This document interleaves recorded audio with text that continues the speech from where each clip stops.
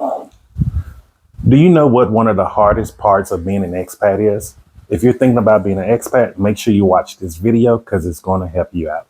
Hey, Jason here. If you've been watching the channel, you've been seeing me as I've been going through this journey of expat life, left the United States over 9 years ago, and been in Central America, South America, and now I am in Zambia in Africa.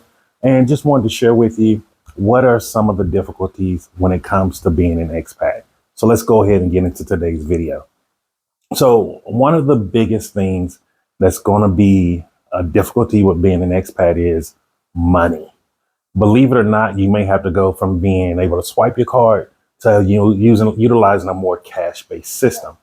Now, here in Zambia, they actually have multiple ways of being able to pay. One of those things is called mobile money, Airtel money, or MTN money, Momo. Those are really good systems. I use Airtel money personally. And just because I know that most people use it, it's just very easy to send money back and forth to individuals if you need to. Also with Airtel money, I'm able to actually pay for the electricity from my house. I just put in the meter number, put how much I want to pay on there, and then it'll send me a code that I just put inside my meter and it gives me units for the month. So that's one of the things you want to be mindful of. You may not have to go to an office and pay. Online pay, I'm gonna be honest with you, for the most part, it's non-existent. I have not seen online bill pay like I had in the United States since I've left. So I don't know if it's just not gonna come or it's just one of those things that's under the radar right now. The second thing is, man, now this is one of my difficulties on a daily basis here in Zambia. I'm going to be honest with you. I've only experienced it here in Zambia. I didn't have this issue in South Africa or Botswana. But if you're in another African country, leave a comment below and let us know if you have that problem also. And that is the ATMs run out of money here. Sometimes it is hard to get money out of an ATM, especially when it comes to the end of the month and the first of the month. So what I usually do is 1 or 2 days before the end of the month, I go out and start pulling out cash that I need, such as to pay my rent, things of that nature. So that's something you may have to get adjusted to. And I don't really know why. I don't know if the banks just don't let you take out money over the counter. I just don't understand why. So I have no answer to that right now. And on top of that, like, let's say if you're going to try to Western Union yourself some money, I've tried that. There are Western Unions, they can run out of cash. So that is an issue here where it means to get your hands on cash sometimes when you need it.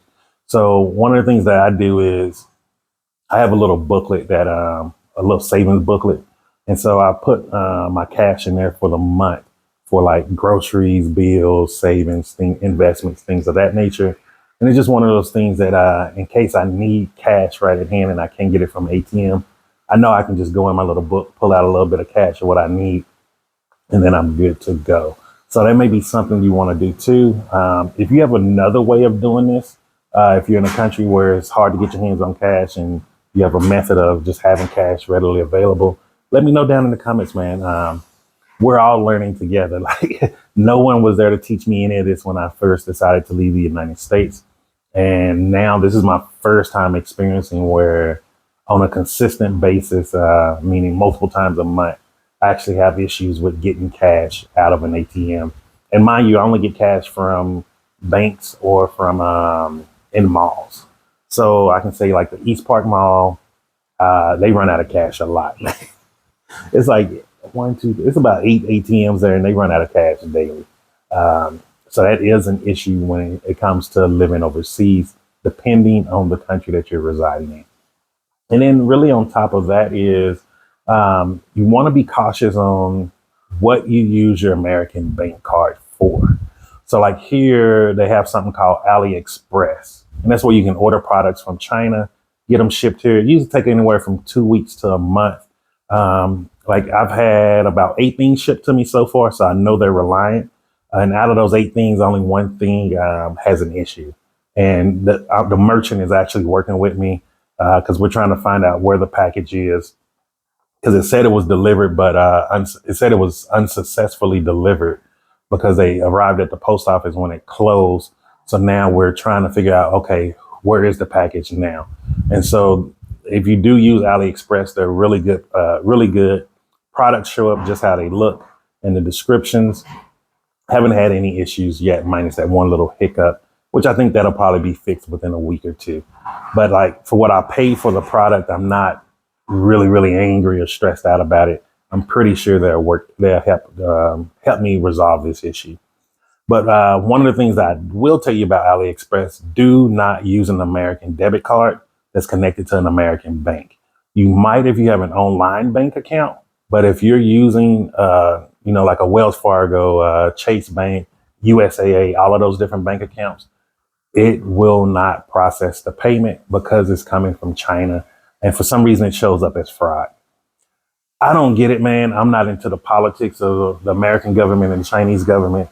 I just be wanting my products. And if you're someone like me, you'll either need to get someone here that has a bank account that can do it or open up a bank account yourself.